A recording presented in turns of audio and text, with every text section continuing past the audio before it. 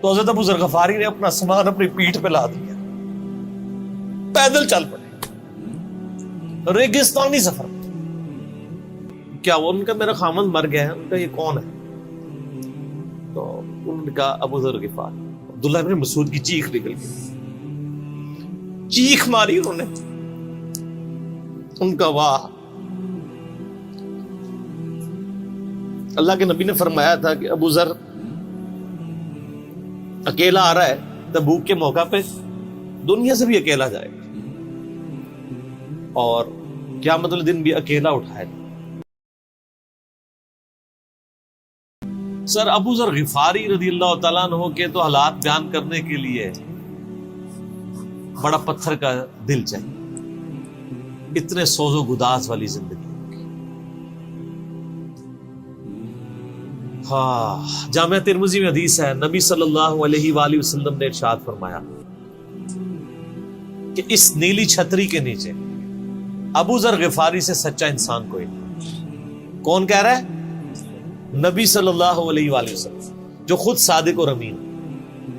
اور جامعہ ترمذی میں ایک اور حدیث ہے، نبی علیہ السلام نے فرمایا کہ ابو ذر غفاری سے بڑھ کر کوئی عہد وفا کرنے والا اور زہد میں میری امت میں نہیں ہے۔ یہ میری امت میں عیسیٰ ابن مریم کی مثل ہے، ابو ذر غفاری۔ اور عیسیٰ ابن مریم وہ ہیں جن کے بارے میں روایتوں میں آتا ہے کہ وہ دنیا سے اتنے زاہد تھے کہ وہ برتن میں پانی بھی نہیں پیتے تھے، وہ کہتے تھے یہ بھی دنیا کا مال ہے، اپنے ہاتھوں میں پانی پیا کرتے تھے، یعنی دنیا کو 3 طلاقیں دی ہوئی تھی۔ تو نبی علیہ السلام فرمایا میری امت میں سیدنا عیسیٰ ابن مریم کی مثل زہد میں ابو ذر غفاری ہے۔ یہ لفظ ہے ابو ذر غفاری، غفاری نہیں ہے لفظ، غفاری زیر ہے اور فا کے اوپر تشدید بھی نہیں ہے۔ تو ابو ذر غفاری رضی اللہ تعالیٰ عنہ علیہ السلام نبی علیہ السلام کے لاڈلے اصحاب میں سے تھے۔ صحیح بخاری میں ان کے قبول اسلام کا پورا واقعہ موجود ہے۔ ان تک جب دعوت پہنچی کہ اس طرح ایک پیغمبر آئے ہیں مکے کی سرزمین میں جنہوں نے دعوی نبوت کیا، تو یہ انہوں نے پہلے اپنے بھائی کو بھیجا کہ خیر خبر لے کے آؤ، تو انہوں نے بتایا ہاں اس طرح ایک شخص ہے۔ پھر یہ خود رخت سفر باندھ کے نبی صلی اللہ علیہ وآلہ وسلم کی خدمت میں حاضر ہوئے مکہ شریف میں۔ تو صحیح بخاری میں آتا ہے کہ یہ گئے، یعنی مکہ شریف میں اب ڈر بھی رہے تھے، میں کیونکہ ان کو پتا تھا کہ نبی علیہ السلام کی مخالفت بھی بہت زیادہ ہے، کہ اگر میں کسی سے نبی علیہ السلام کے بارے میں پوچھا تو ہو سکتا ہے میرے ساتھ کوئی ایسی ایکٹیویٹی پرفارم نہ کر دے۔ تو یہ حرم مکہ میں انہوں نے ڈیرا ڈال لیا، اور کہتے ہیں میں جتنے دن وہاں رہا نا تو آب زمزم ہی پیتا تھا جب میری کھجوریں ختم ہو گئی۔ زمزم کھانے کا کام بھی کرتا تھا اور پینے کا بھی، زمزم طاقت والا پانی۔ تو کہتے ہیں سب سے پہلے میری جس شخص سے ملاقات ہوئی وہ سیدنا علی ابن ابی طالب تھے رضی اللہ تعالیٰ عنہ علیہ السلام۔ تو کہتے ہیں حضرت علی نے جب مجھے آبزرو کیا نا تو مجھے اپنے ساتھ گھر لے گئے، کہ پردیسی ہے، کھانا شانا کھلایا، رات ٹھہرایا۔ کہتے ہیں نہ انہوں نے مجھ سے پوچھا کہ کس لیے آئے ہو، نہ میں نے ان کو بتایا۔ یہ میں آپ کو اخلاقیات بتا رہا ہوں کہ دعوت کا کام کتنا ٹھنڈے کر کے کرنا پڑتا ہے۔ آپ تو کہتے ہیں پہلے دن ہی کسی کو رفع الیدین شروع کروا دیں، اتنا آسان نہیں ہوتا یہ۔ تو دوسرا دن بھی اسی طرح گزرا، تیسرا دن بھی۔ تو 3 دن کے بعد ابو ذر غفاری نے خود حضرت علی پہ اعتماد کیا، اور ان کو اندازہ ہوا کہ یہ بڑا، تو انہوں نے کہا میں یعنی ایک، اور حضرت علی نے بھی ایکسپوز نہیں کیا کہ میں نبی علیہ السلام کے قریبی لوگوں میں سے ہوں۔ تو ان کا کہ مجھے تم ایک اچھے انسان لگے ہو تو میں اس کام کے لیے آیا ہوں، تو تم مجھے گائیڈ کرو محمد ابن عبداللہ کے بارے میں ان سے ملنا چاہتا ہوں صلی اللہ علیہ وسلم۔ تو سیدنا علی نے کہا کہ واقعی وہ تو اللہ کے پیغمبر ہیں، اور اس طرح۔ تو پھر وہ حضرت ابو ذر غفاری کو نبی علیہ السلام کے پاس لے گئے۔ نبی علیہ السلام کے پاس تھوڑی دیر بیٹھے، انہوں نے اسلام قبول کر لیا، اور سر اسلام کیا قبول کیا، اتنا اعلیٰ درجے کا ایمان۔ نبی علیہ السلام فرمایا تم اپنے قبیلے میں واپس چلے جاؤ، جب مکے میں ہمارا غلبہ ہوگا یا کوئی اللہ تعالیٰ راہ نکالے گا، ابھی تو جو بھی اسلام قبول کرتا ہے اس کی پھینٹی لگتی ہے، تو میں کوئی نہ کوئی تمہیں مطلب بتا دوں گا، ابھی تم اپنا ایمان پوشیدہ رکھو، اپنے علاقے میں چلے جاؤ۔ ان کا یا رسول اللہ ایسے نہیں ہو سکتا۔ وہ جناب آگے مکے خانہ کعبے کے اندر آ کے انہوں نے انہوں نے کہا میں گواہی دیتا ہوں کہ اللہ ایک ہے اور محمد صلی اللہ علیہ وسلم اس کے رسول ہیں. تو مشرکین عرب ان پہ ٹوٹ پڑے, خوب مارا, حتیٰ کہ عباس بن عبد المطلب جو اس وقت تک مسلمان نہیں ہوئے تھے, نبی علیہ السلام کے چچا تھے, لیکن چونکہ بنو ہاشم سے تھے اور بنو ہاشم آپ کو پتہ ہے متولی تھے کعبہ شریف کے, انہوں نے اپنے آپ کو ابو ذر غفاری کے اوپر گرا لیا کہ تاکہ ان کو کوئی مارے نہ. انہوں نے کہا تمہیں پتہ نہیں ہے قبیلہ یعنی غفاری قبیلے سے تعلق رکھتا ہے تو اس کے قبیلے کے لوگ آ کے یہاں پہ لڑائی کریں گے ہم سے, کیونکہ قبائلی سسٹم تھا نا, اس میں یہ نہیں دیکھا جاتا تھا کہ اس کا مذہب کیا ہے, پہلے نمبر پہ دیکھا جاتا ہے یہ ہمارے قبیلے کا ہے, تم نے ہمارے قبیلے کے بندے کو مارا ہے تمہیں نہیں چھوڑیں گے. اسی وجہ سے آپ دیکھیں نا بنو ہاشم اسلام قبول نہ کرنے کے باوجود نبی علیہ السلام کی پشت میں تو کھڑے رہے نا, اور یہ پہلے بھی ہوتا رہا. قرآن حکیم میں آتا ہے نا کہ شعیب علیہ السلام کی قوم کیا کہتی ہے, اے شعیب اگر تیرا قبیلہ تیرے ساتھ نہ ہوتا کب سے تیرا کام کر چکے ہوتے. اس لیے انبیاء ڈومیننٹ قبائل میں آتے ہیں جو شریف النفسی والے ہوتے ہیں, جن میں ایک سسٹم ہوتا ہے پورا. تو اور پھر جو ہے نا وہ اگلے دن پھر ابو ذر غفاری نے اس طرح کلمہ پڑھا, پھر ان کی پٹائی ہوئی, پھر حضرت عباس نے ان کو بچایا اور پھر وہاں سے یعنی وہ چلے گئے. یہ پوری حدیث صحیح بخاری میں ہے, اور بلکہ بخاری میں پورا ایک چیپٹر ہے ابو ذر غفاری کے اسلام لانے کا واقعہ. امام بخاری نے ابو ذر غفاری کا پروٹوکول یہ رکھا ہے کہ اسلام کا پورا چیپٹر بنایا ہے ابو ذر غفاری کے اسلام لانے کا واقعہ. باقی یہ درویش صفت آدمی تھی اور دنیا کو 3 طلاقیں دی ہوئی, اور وہ اس لیے کہ انہوں نے نبی علیہ السلام کو بڑا کلوزلی آبزرو کیا تھا. نبی علیہ السلام کی جتنی احادیث دنیا سے زہد اور دنیا پرستی کی مذمت پہ ہے نا, اکثر احادیث کے راوی ابو ذر غفاری. چونکہ انہوں نے نبی علیہ السلام کو بڑا کلوزلی آبزرو کیا تھا تو اس لیے وہ صحابہ کرام پہ جب دنیا کے خزانے کھول دیے گئے, اور بعض اصحاب اور بعض تابعین میں انہوں نے جب دنیا کی محبت میں غلبہ اور عیاشی کا لیول دیکھا تو ان سے وہ برداشت نہیں ہوتا تھا. انہوں تو نبی علیہ السلام کی صحبت کی ہوئی تھی, خدا بے نیاز ہے. وہ کہتے تھے یہ دیکھو یار ہم لوگ تو فاقے کرتے تھے اور ہمارا پیغمبر ہمیں یہاں تک تعلیمات دیتا تھا کہ اے اللہ محمد اور آل محمد کو بس اتنا ہی رزق دینا کہ روح اور جسم کا رشتہ برقرار رہے. یہ حدیث بخاری و مسلم میں ہے, اور بخاری و مسلم میں حدیث ہے حضرت عمر کو نبی علیہ السلام نے ڈانٹتے ہوئے کہا جب وہ چٹائی کے نشان دیکھے, ان کا یا رسول اللہ رو پڑے کہ کیسر و کسرا تو دنیا کے مزے لوٹ رہے ہیں اور آپ اللہ کے نبی, تو آپ فرمایا کہ تم اس پہ خوش نہیں کہ وہ دنیا کے مزے لوٹیں اور تم آخرت کی سعادت لوٹو. اور لگتا ہے عمر تم پہ دنیا کی حقیقت آج بھی نہیں کھلی.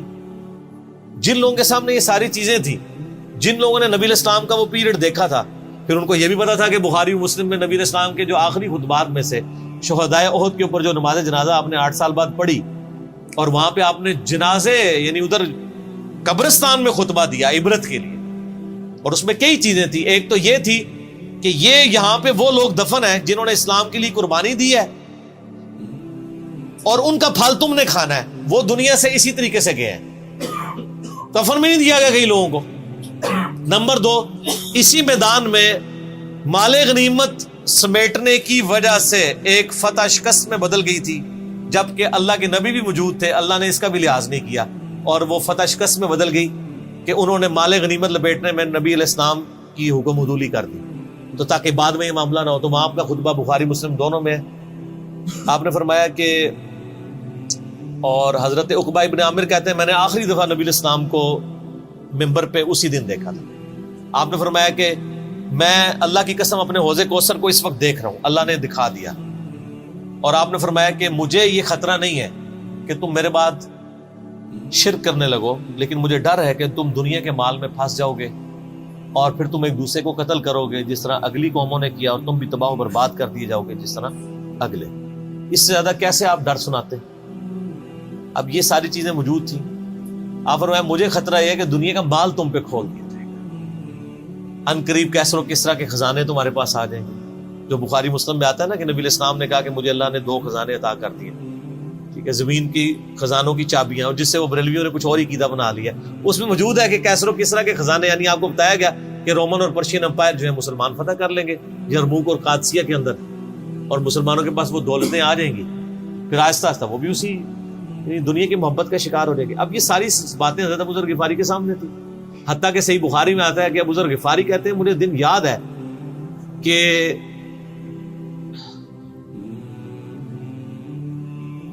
نبی علیہ السلام نے فرمایا کہ ابو ذر وہ احد پہاڑ دیکھ رہے, تو کہتے ہیں میں نے احد پہاڑ کی طرف دیکھا اور میں یہ سوچ رہا تھا کہ ابھی مجھے آپ کسی کام کے سلسلے میں وہاں بھیجیں گے، دن کا وقت تھا، تو میں اپنے ذہن میں یہ اندازہ لگانا شروع کر دیا کہ کوئی کام بتائیں گے تو میں یہ پہنچ کے واپس کتنی دیر میں آؤں گا. لیکن آپ نے یہ بات نہیں کرنی تھی. آپ نے فرمایا کہ اگر یہ سارا پہاڑ جو کئی کلومیٹرز پہ پھیلا ہوا ہے، آج بھی وہ پہاڑ موجود ہے مدینہ شریف میں، مسجد نبوی سے بھی نظر آتا ہے، اور جو شہدائے احد کا قبرستان ہے اس کی بالکل بیک سائڈ پہ کئی کلومیٹرز میں پھیلا ہوا، اگر یہ سارا سونے کا ہو تو آپ علیہ السلام فرمایا کہ میں سب کا سب اللہ کی راہ میں فوراً شام سے پہلے خیرات کر دوں. اپنے پاس میں 2 یا 3 دینار ہی رکھوں صرف، یعنی جو ٹوٹل زندگی گزارنے کے سب خیرات کر دوں. اب مجھے بتائیں، جن لوگوں نے، یہ بزرگ غفاری راوی، جن لوگوں نے یہ حدیثیں حضور سے سنی ہوئی تھی، جب وہ یہ دیکھتے تھے کہ رومن اور پرشین امپائر کے گرنے کے بعد جب مسلمانوں کے پاس خزانے آئے ہیں اور حضرت عثمان کے دور میں لوگوں کے لاکھوں روپے آج کے وظیفے لگ گئے ہیں گھر بیٹھے، وہ بھی انہی عیاشیوں میں پڑ گئے، تو ان کو یہ چیزیں ہضم نہیں ہوتی تھی. تو یہ شام ہجرت کر گئے تھے. نبی علیہ السلام نے پہلے ہی کہا تھا.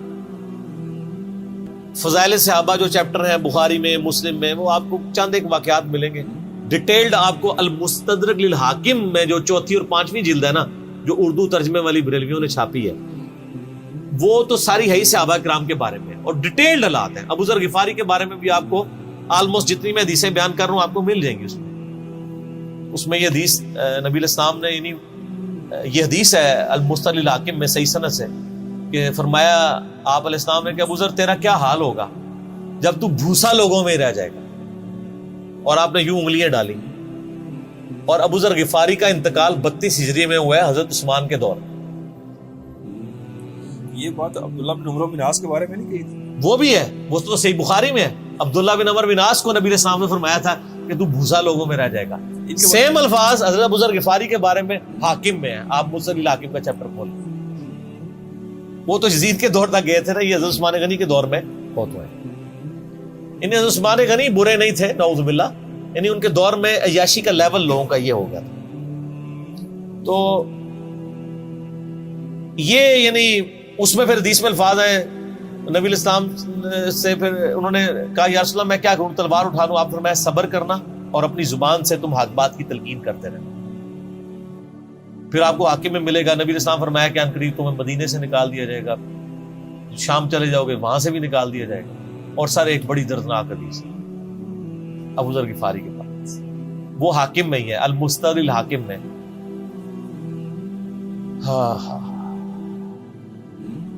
غزوہ تبوک آپ کو پتا ہے ایک ایسا غزوہ تھا جس میں جو شرکت نہیں کرے گا وہ منافق ڈکلیئر ہوگا. قرآن میں فتویٰ آ گیا تھا. اس سے پہلے کبھی نفیر عام نہیں تھی. یہ پہلا اور آخری موقع تھا، کیونکہ رومن امپائر سے ٹکرانا تھا، سپر پاور تھی دنیا کی، 1.5 لاکھ کی فوج لے کے کیسرے روم بارڈر پہ آ گیا تھا عرب کے. تو نبی علیہ السلام نے اناؤنسمنٹ کی کہ بھئی اب سب نے جانا ہے، جو نہیں جائے گا منافق شمار ہوگا، الا یہ کہ کسی کے پاس ریسورسز نہ ہو، یا کوئی مریض ہو، یا کوئی عورت ہو، یا کوئی معذور ہو. منافقین آگے بہانے کر رہے تھے. کچھ سادہ لوگ مسلمان بھی اس کا حصہ بن گئے. بخاری مسلم میں 3 اصحاب کی توبہ کا واقعہ بھی موجود ہے، وہ بھی میری ویڈیو ریکارڈڈ ہے. تو کعب بن مالک کی رضی اللہ تعالیٰ عنہ علیہ السلام، کچھ لوگ جو ہے وہ یعنی اپنے ان معاملات کی وجہ سے کچھ پیچھے بھی رہ گئے. تو المستدرک الحاکم میں آتا ہے کہ صحابہ کرام کہتے ہیں کہ ہم نبی علیہ السلام کے ساتھ سفر پہ نکلے نا جب، تو نبی علیہ السلام کو آگے کوئی بتاتا تھا، کہتا تھا یا رسول اللہ وہ جو فلاں بندہ تھا نا وہ بھی کوئی نہیں آیا، پیچھے رہ گیا. تو آپ علیہ السلام پرواہ نہیں کرتے تھے. پھر بتایا گیا یا رسول اللہ وہ بھی کوئی نہیں، یعنی جڑے نعرے مارتے سن اچے اچے جدو ایتھے کسی کو دسایا جائے گا سر وہ تو پکا جڑا یار ہے بیلی وہ بھی کوئی نہیں تھے. تو حضور علیہ السلام کو لوگ نا فیڈ بیک دیتے یا رسول اللہ وہ بھی غائب ہے، وہ بھی نہیں آیا. اب 30,000 کے لشکر میں آپ نے کوئی ریکارڈ تو نہیں رکھا تھا، رجسٹر تھا، لیکن کدھر 30,000 بندوں میں کدھر کوئی رکھ سکتا ہے صاحب اس طرح. یا رسول اللہ وہ بھی رہ گیا، وہ بھی. تو حضور علیہ السلام کہتے ٹھیک. آپ فرماتے تھے اللہ چاہے گا تو آ جائے گا، نہیں آئے گا تو نہیں آئے. تو کسی نے کہا کہ وہ ابو ذر غفاری بھی پیچھے رہ گئے. آیا اور ابو ذر کو اس کے اونٹ نے روک لیا. اونٹ ہی نہیں اٹھ رہا تھا نا سر، وہ آپ کو گاڑی تو نہیں ہے نا جو سٹارٹ کر لیں گے آپ.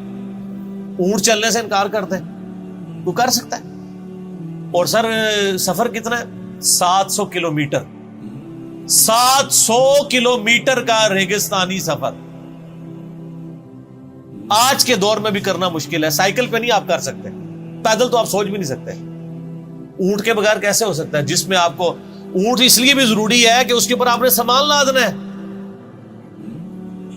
پانی نہیں راستے میں پینا. ریگستان میں تو کئی کلومیٹر تک کچھ بھی نہیں ہوتا, بھوکے پیاسے مریں گے. پھر آپ قافلے سے بھی جدا ہیں. تو ابو ذر غفاری کوشش کرتے رہے کس طریقے اونٹ. اسی دوران قافلہ نکل گیا آگے, تو وہ اونٹ اٹھا ہی نہیں ہے. تو حضرت ابو ذر غفاری نے اپنا سامان اپنی پیٹھ پہ لا دیا, پیدل چل پڑے. ریگستانی سفر.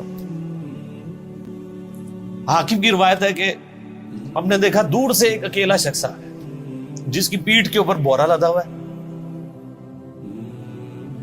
تو نبی علیہ السلام کی آپ محبت دیکھیں, آپ نے فرمایا کہ تو ابو ذر ہو جا, یعنی جو آنے والا شخص ہے تو ابو ذر ہو. یعنی حضور نے خواہش کا اظہار کیا. آپ کو نظر تو نہیں آ رہا تھا یہ کون آ رہا ہے, آپ کی محبت, آپ کو پتا تھا ابو ذر غفاری نہیں رہ سکتا پیچھے. تو صحابہ کہتے ہیں آپ نے فرمایا تو ابو ذر ہو جا. تو صحابہ کہتے ہیں تھوڑی دیر بعد جب وہ قریب آئے تو ہم نے پہچان لیا ابو ذر غفاری ہیں. تو جب ہم نے پہچان لیا نا, تو حضور علیہ السلام نے ان کے پہنچنے سے پہلے آپ نے فرمایا ابو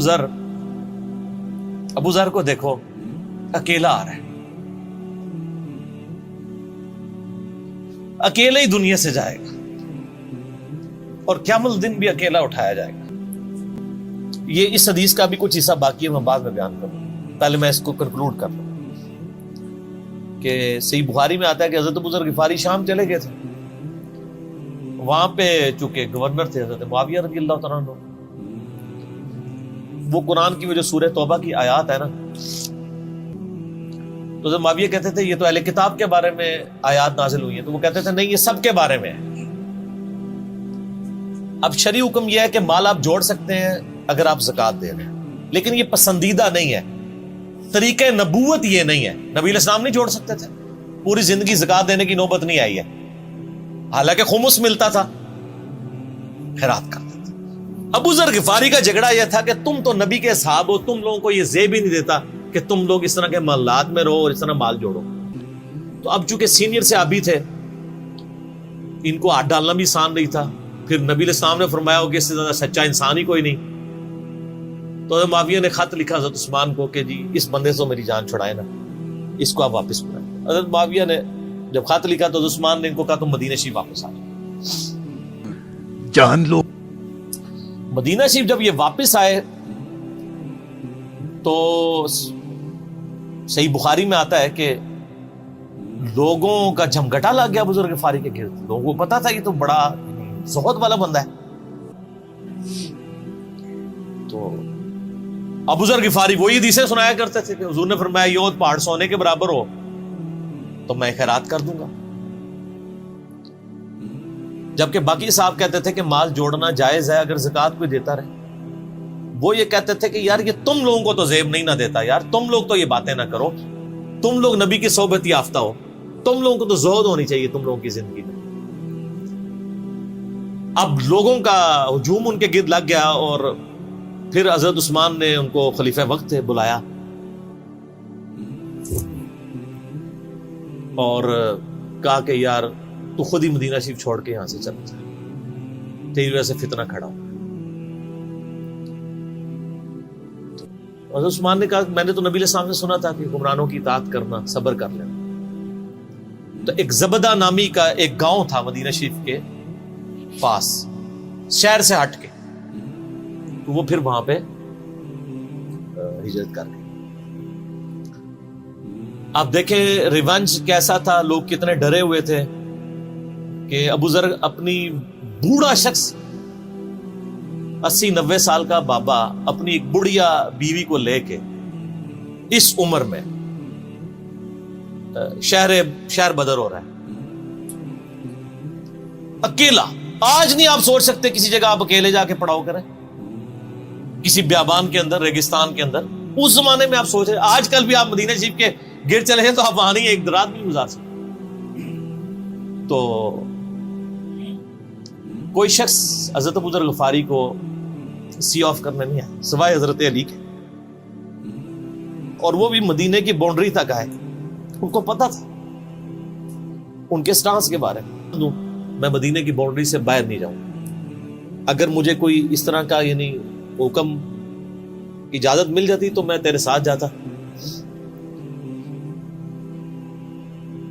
ایران والوں نے حضرت علی علیہ السلام کے زندگی کے آخری 10 سال کے اوپر ایک فلم بنائی ہے, امام علی علیہ السلام. اس میں ابو ذر غفاری کے سارے واقعات انہوں نے فلمائے ایسے دیکھنے والے. جب مولا علی چھوڑنے آتے ہیں, پھر جو ان کی ڈیبیٹس ہوتی ہیں مدینہ شریف میں لوگوں کے ساتھ, وہ ساری انہوں نے ویڈیو میں فلما دی. جو تجھے کفن دے کے دفنائے گا اور جنازہ بھی پڑے گا, تو نے فکر نہیں کرنی, جب میں مر جاؤں تو میرے کے ان کے مرنے کے بعد مسلمانوں کا ایک قافلہ دور سے آ رہا تھا.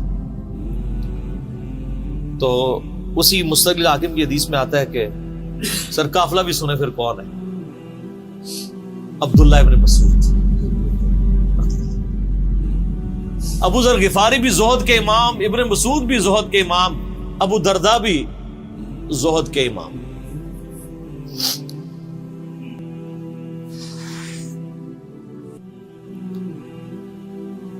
ابن مسعود رضی اللہ تعالیٰ عنہ جب وہاں پہ رکے, ان کو تو نہیں پتا تھا یہ کون ہے, تو انہوں نے کہا بی بی کیا وہ, ان کا میرا خامند مر گیا ہے. ان کا یہ کون ہے؟ تو انہوں نے کہا ابو ذر غفاری. عبداللہ ابن مسعود کی چیخ نکل گئی, چیخ ماری انہوں نے. ان کا واہ, اللہ کے نبی نے فرمایا تھا کہ ابو ذر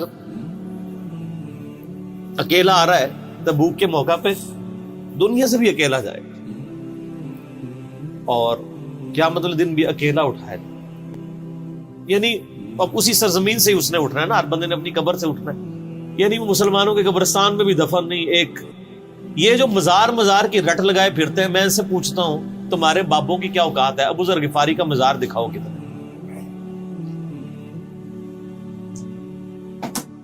جو اس روئے ارض پہ نیلی چھتری کے نیچے سچا ترین انسان جس کو اللہ کے نبی کہہ رہے ہیں, اس کا کوئی مزار نہیں ہے. غریب المتنی میں مرا ہے, اس کی قبر بھی ایسی جگہ ہے جہاں مسلمانوں کے پاس قبریں بھی کوئی نہیں ہے. ایک ریگستان میں اکیلی قبر ہے, اس قبر کا بھی کسی کو نہیں پتا, اس پہ کوئی مزار بھی نہیں ہے, اور قیامت دن بھی اکیلا اٹھایا جائے گا. یعنی قیامت تک وہاں پہ کوئی قبرستان بھی نہیں بنے گا.